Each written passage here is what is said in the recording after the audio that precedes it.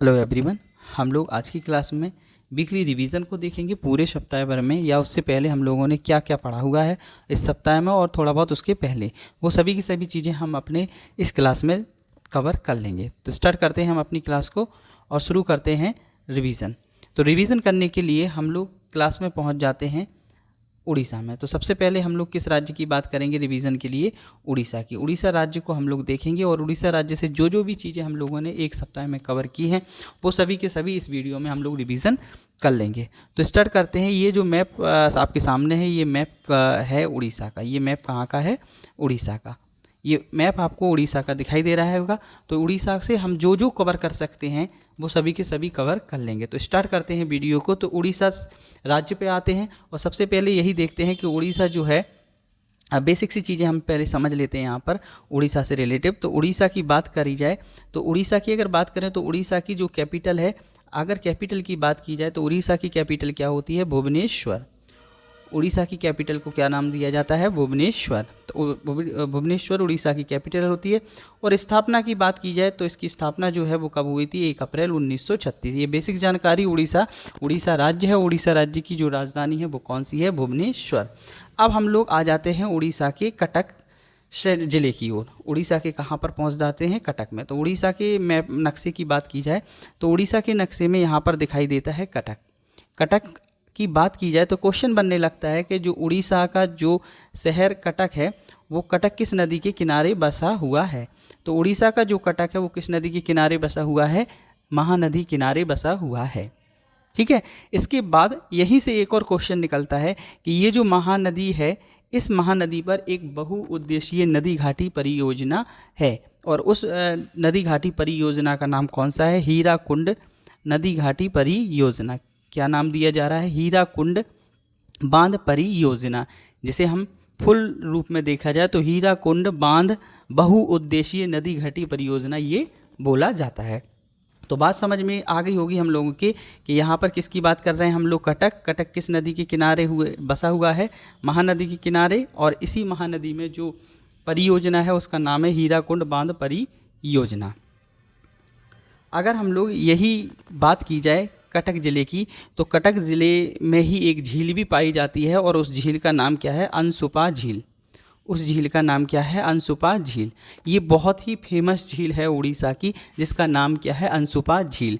और ये कहाँ पर पाई जाती है? कटक ज़िले में ही पाई जाती है। महानदी किनारे पर ये झील पाई जाती है। ये झील फेमस क्यों है? क्योंकि ये अपने आकार के कारण भी ये झील फेमस है। इसका आकार जो है वो घोड़े के नाल के आकार का है, इस वजह से ये झील फेमस है। उड़ीसा के दूसरी सबसे मीठे पानी की जो झील है वो कौन सी झील है?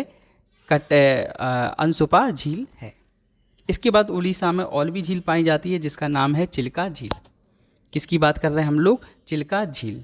चिल्का झील जो है वो गंजम, दिख रहा है ना मैप में, गंजम वाले हिस्से में पाई जाती है।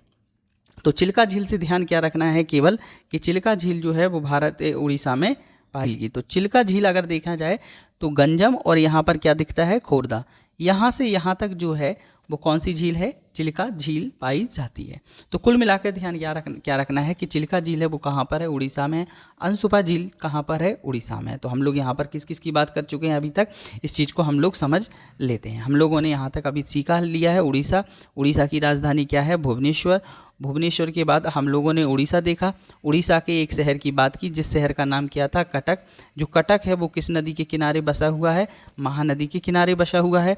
महानदी में ही एक परियोजना देखी हम लोगों ने, उस परियोजना का नाम क्या है? हीराकुंड नदी घाटी परियोजना, जिसको हम लोग शॉर्ट रूप में हीराकुंड बांध परियोजना भी कहते हैं। इसी प्रकार से हम लोगों ने महानदी के पास एक झील की बात की है जिसका नाम क्या है? अनसुपा झील। किस झील की बात कर रहे हैं हम लोग? अनसुपा झील।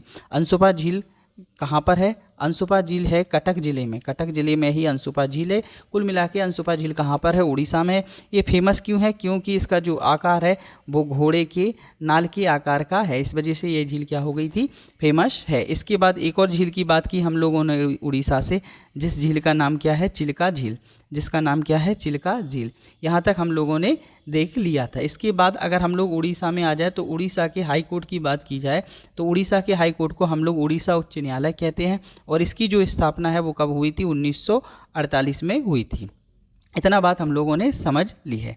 इसके बाद हम लोग उड़ीसा को फिर से यहीं पर देखते हैं और यहाँ पर लिखते हैं बिल्कुल बीचों बीच उड़ीसा। उड़ीसा से जो चीज़ें कवर करने लायक होगी मैप में, वो सारी की सारी मैप में दिखा दी जाएंगी। इसके बाद हम लोग उड़ीसा में आते हैं और उड़ीसा से ये देखते हैं कि उड़ीसा से हमें कौन कौन सी चीज़ें प्राप्त होती हैं। तो उत्पादन में अगर देखा जाए उड़ीसा से, तो उड़ीसा से जो उत्पादन होता है वो किसका होता है, शॉर्ट रूप में लिखेंगे कोयला। सबसे पहले किसकी बात कर ली हम लोगों ने, कोयला। कोयला हमें कहाँ से प्राप्त होता है, उड़ीसा से प्राप्त होता है। इसके बाद अगर हम लोग देखें किसकी बात करेंगे, बॉक्साइट। किसकी बात कर रहे हैं हम लोग, बॉक्साइट। तो बॉक्साइट जो है वो भी हमें कहाँ से प्राप्त होता है, उड़ीसा से प्राप्त होता है। इसके बाद अगर हम लोग क्रोमाइट की बात करें, किसकी बात कर रहे हैं हम लोग, क्रोमाइट की। यहाँ शॉर्ट में लिखे दे रहे क्रोमाइट की। क्रोमाइट कहाँ से प्राप्त होता है, उड़ीसा से प्राप्त होता है। इसके बाद अगर हम लोग लोहे अयस्क की बात करें तो लोहे अयस्क भी हमें कहाँ से प्राप्त होता है, उड़ीसा से। इसके बाद अगर हम लोग ग्रेफाइट की बात करें तो ग्रेफाइट भी हमें कहाँ से प्राप्त हो जाता है, उड़ीसा से। तो ये इतना सारी जो जानकारी बताई गई है ये सभी की सभी हम लोगों को कहाँ से प्राप्त होती हैं, उड़ीसा से।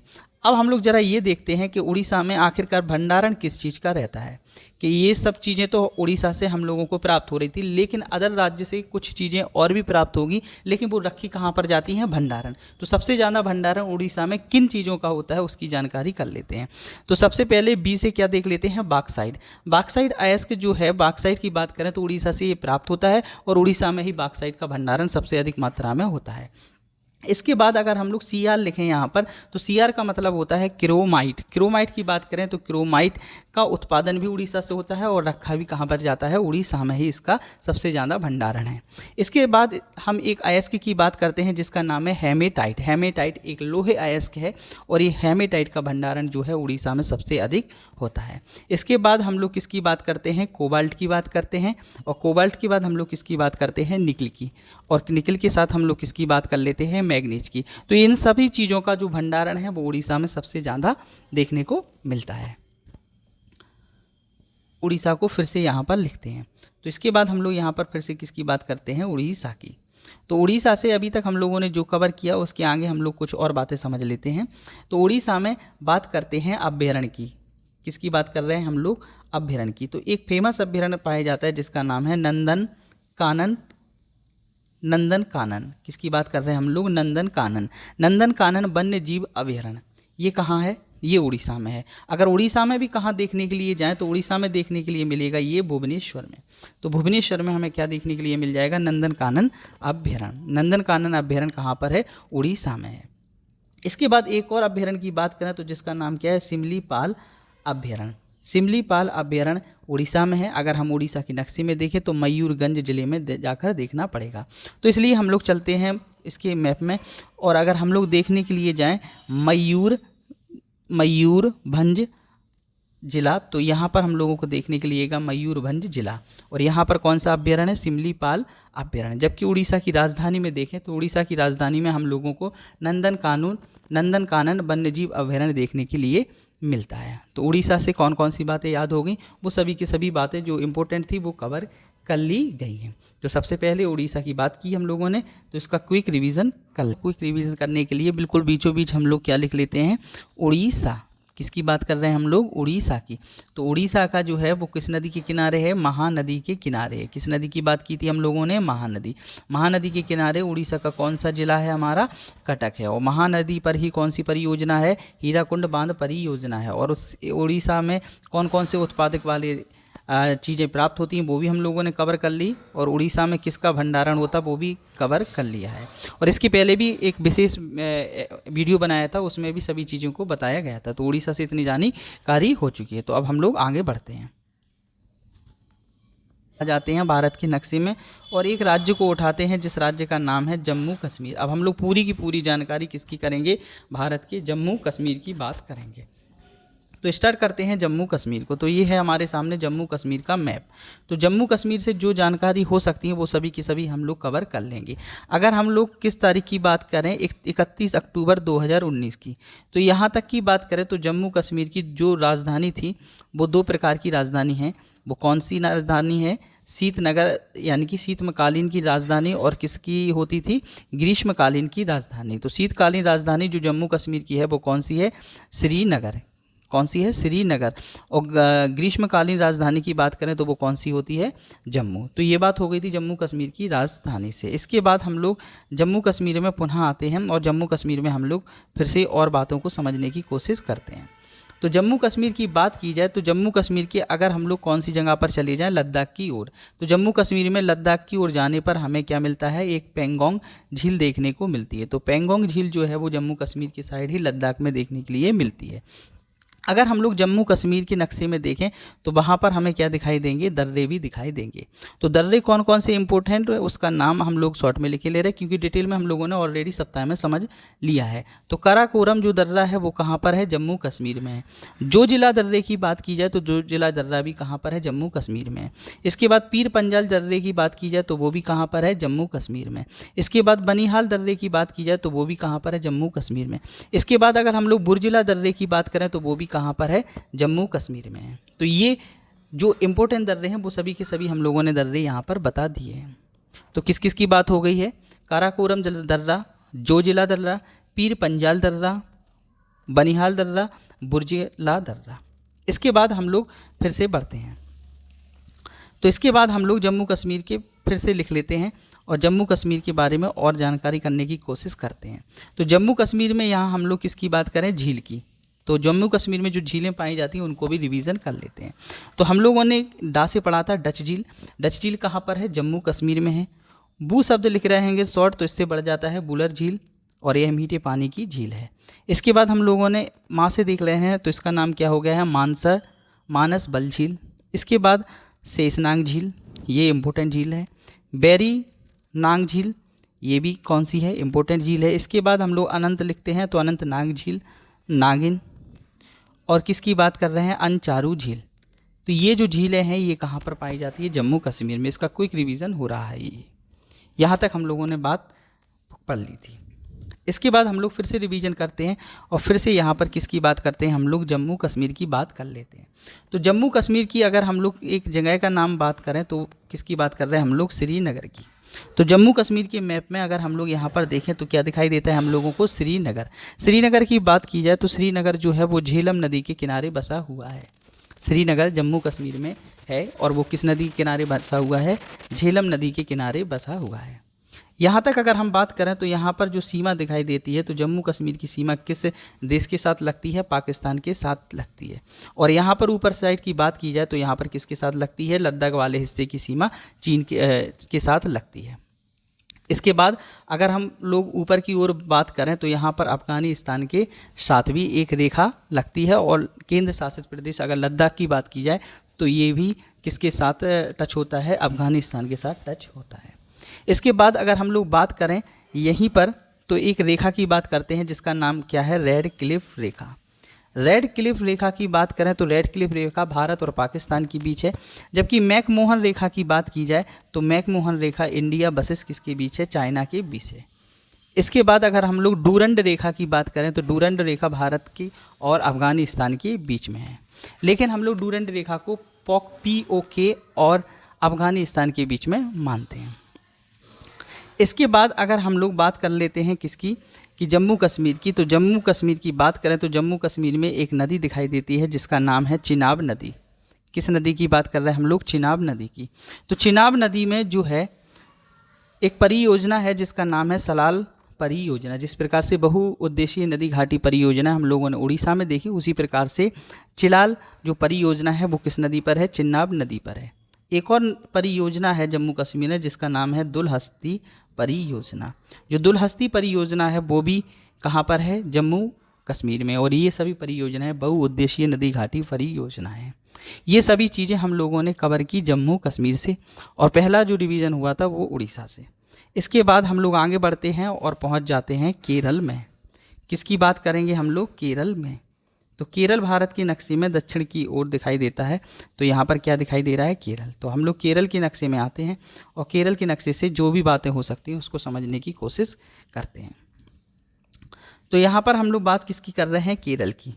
तो केरल की अगर हम लोग बात करें तो केरल की अगर हम बात करें तो सबसे पहले केरल की हम लोग कैपिटल की बात कर लेते हैं। केरल की जो राजधानी है वो टी लिख दिया है, टी का मतलब है तिरुवनंतपुरम। केरल की जो राजधानी है वो क्या है, तिरुवनंतपुरम। स्थापना की बात की जाए तो 1 नवंबर 1956 को स्थापना हुई थी। केरल की राजधानी क्या है? तिरुवनंतपुरम। अगर हम लोग केरल के नक्शे में आएँ और केरल के नक्शे में अगर हम लोग दर्रे तलाशने की कोशिश करें तो केरल में हमें जो दर्रे याद रखना है उसका नाम क्या है? पाल घाट। किसकी बात करना है? पाल घाट दर्रा। और किसकी बात करना है? अष्टमुंडी, सॉरी ये झील है, दर्रे की बात हो रही तो दर्रा कौन सा याद रखना हम लोगों को? पाल घाट दर्रा। और सेनकोट्टा दर्रा। किसकी बात कर रहे हैं हम लोग? सेनकोट्टा दर्रा। तो हम लोगों ने क्या क्या बातें ध्यान कर ली कि जो केरल है उसकी राजधानी की बात कर ली, वो कौन सी है? तिरुवनंतपुरम है। और केरल की जो हम लोगों ने दर्रे की बात की तो दर्रे में कौन कौन सा याद रखा? पालघाट दर्रा और सेनकोट्टा दर्रा। अगर हम लोग केरल में झील की बात करें तो झील जो है वो वेम्बनाड झील कहाँ पर है? केरल में है। अष्टमुंडी झील भी कहाँ पर है? केरल में है। और इसके बाद अगर हम लोग पेरियर झील देखें तो वो भी हमें कहाँ दिखाई देती है? केरल में दिखाई देती है। अगर हम लोग केरल में बंदरगाह की देखें तो केरल में जो बंदरगाह है उसका नाम क्या है? कोचीन बंदरगाह। केरल में कौन सा बंदरगाह पाया जाता है? कोचीन बंदरगाह। कासरगोल्ड बंदरगाह की बात करें तो कासरगोल्ड बंदरगाह भी कहाँ पर पाया जाता है? केरल में ही पाया जाता है। इसके बाद कलिकट या कोझिकोड जिसे हम लोग कालीकट भी कहते हैं, ये भी बंदरगाह कहाँ पर पाया जाता है? केरल में पाया जाता है। अगर हम लोग केरल में बात करें तो केरल की में अगर हम लोग देखें तो केरल में हम लोगों को एक नदी देखनी है जिसका नाम है पेरियर नदी।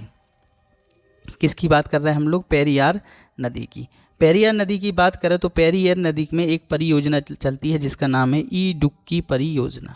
इडुक्की परियोजना जो है वो कहाँ पर है? केरल में है। और केरल की किस नदी में है? पेरियार नदी में है। अगर हम पेरियार नदी की यहाँ बात कर रहे हैं तो पेरियार अभ्यारण्य की भी बात करें, किसकी बात कर रहे हैं हम लोग? पेरियार अभ्यारण्य। तो पेरियार अभ्यारण्य भी कहाँ पर है? केरल में है। तो यही जानकारी हमें क्या याद रखनी थी? केरल से। तो हम लोगों ने आज की वीडियो में 3 राज्यों को कवर किया है। इसी तरीके और वीडियो आपको चाहिए और अच्छा लग रहा हो तो चैनल को सब्सक्राइब जरूर कीजिएगा। थैंक यू देखने के लिए।